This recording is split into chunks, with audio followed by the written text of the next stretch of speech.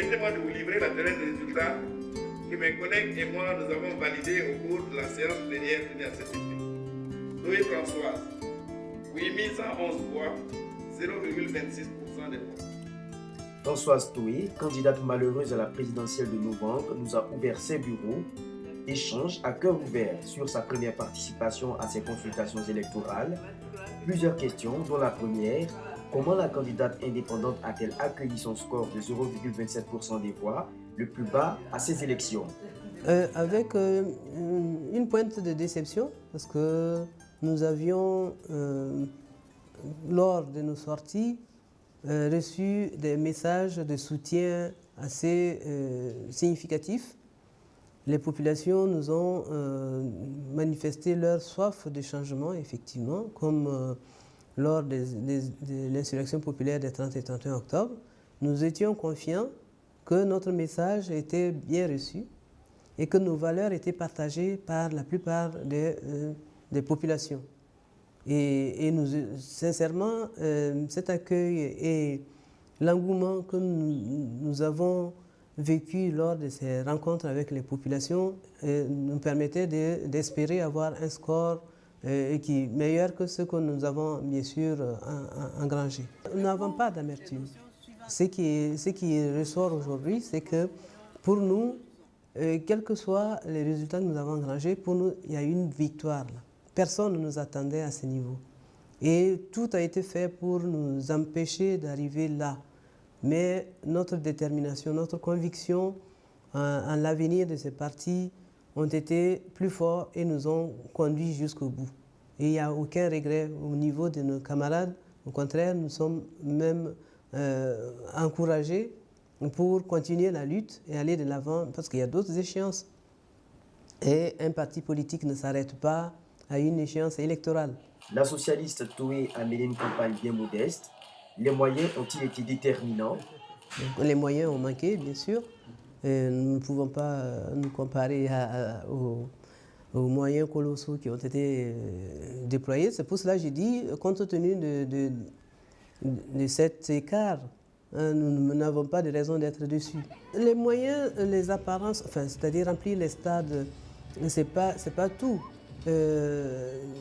Même jusqu'à la dernière minute, bon, je n'ai pas d'éléments concrets à sortir.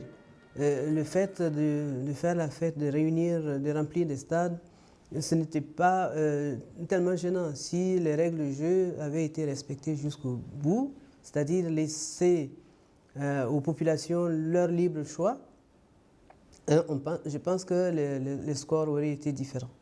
Parce que, à mon avis, et selon les informations qui nous reviennent, jusqu'à la veille des élections, il y a eu des pratiques qui ne sont pas vraiment indiquées pour mettre en place une vraie démocratie. C'est lesquelles? À savoir la campagne de porte en porte pour convaincre par d'autres moyens les électeurs à changer d'avis. Pour moi, une démocratie, c'est bien sûr battre la campagne et utiliser les moyens jusqu'à la limite, à la date, à la fin de la campagne légale, et puis laisser maintenant le choix aux électeurs de décider qui ils veulent désigner. Mais si certains moyens ont été utilisés pour justement faire basculer d'un côté le choix, j'estime que c'est dommage. Ce qu'il faudrait à l'avenir, peut-être, c'est d'abord limiter, plafonner les dépenses de campagne, d'une part, et faire en sorte que ces pratiques de dernière minute n'aient plus cours dans notre pays. Au regard de nos réalités socioculturelles, comment les populations ont-elles accueilli cette candidature féminine? C'est vrai qu'au départ, on peut penser que être femme, ça peut être un handicap compte tenu de nos pesanteurs socio-culturelles. Mais la conjoncture au cours de laquelle nous avons pu participer à ces échéances nous laissaient penser que les gens, effectivement, ont voulu le changement. Et d'ailleurs, des messages nous sont parvenus au cours de nos rencontres avec les populations que les hommes nous ont trahis, les hommes ont échoué depuis qu'ils sont au pouvoir. Et on souhaiterait changer pour qu'une femme puisse accéder à la magistrature suprême, et nous sommes sûrs qu'elle sera plus sensible aux problèmes des populations et pourrait pourrait accéder à leurs préoccupations. Donc ce sont des messages d'encouragement qui nous ont fait penser effectivement, que les Burkinabés sont prêts à accepter qu'une femme soit à la présidence. Mais bon, on constate que ce n'est pas le cas. Et il y a encore du chemin dans cette direction. Il ne faut pas se décourager. Et les jeunes générations qui nous ont observés, des jeunes femmes sont venues me voir pour dire c'est bien ce que vous avez fait parce que vous nous ouvrez une porte. Et pour nous, c'est un exemple, une voie. Vous nous tracez déjà des sillons. Nous allons essayer, nous aussi, de suivre cette voie-là et faire en sorte que les jeunes femmes, que les femmes se sentent en mesure d'y aller, surtout avoir confiance en elles-mêmes pour accepter de briguer ses responsabilités. Venu le moment pour la candidate de partager le sentiment resté après cette présidentielle. C'est vraiment dommage parce que je ne devrais pas le dire, mais le sentiment que j'ai après ces résultats, c'est que j'ai l'impression qu'il y a quelque part un manque de sincérité. Les gens ont réclamé un changement et tout le monde était d'accord. Et maintenant, bon, les résultats montrent autre chose. Donc il y a quelque part quelque chose qui a manqué. Et c'est vrai qu'on dit qu'il n'y a que les imbéciles qui ne changent pas d'avis. Si ce n'est que ça, bon, ça va. Et si la confiance revient, tant mieux. Mais ne faisons pas en sorte que l'argent devienne Dieu. Ne diabolisons pas, mais qu'on trouve le juste milieu.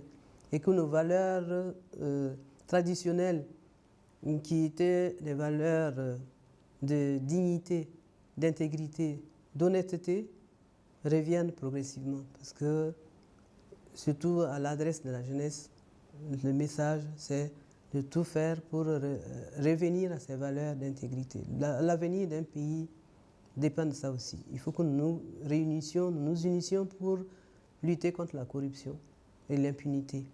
C'est ce que je souhaite pour les nouvelles autorités qui vont s'installer, pour que le Burkina aille mieux et que le vivre ensemble soit une réalité, mais aussi le bien vivre ensemble soit effectif. Et pour terminer cet échange, Madame Toué nous éclaire sur son futur politique. Faire de la politique, ce n'est pas... moi, je n'en fais pas une activité à plein temps. Bon, donc il faut aussi vivre de sa profession. C'est une profession que j'ai choisie par vocation, que j'adore. Et dès la fin de la campagne, après la première journée de repos, j'ai repris mes activités professionnelles. Et donc je conduirai de la même manière mes activités politiques en parallèle. Je ferai en sorte de concilier les trois, puisqu'il y a aussi la vie personnelle. Et je m'organise de manière à concilier tout cela. Et les camarades sont là, puisqu'il y a aussi une prochaine échéance, les élections municipales. Donc nous n'allons pas croiser les bras et dire bon, une étape est passée. Non, la politique, c'est une lutte de longue haleine, c'est en permanence.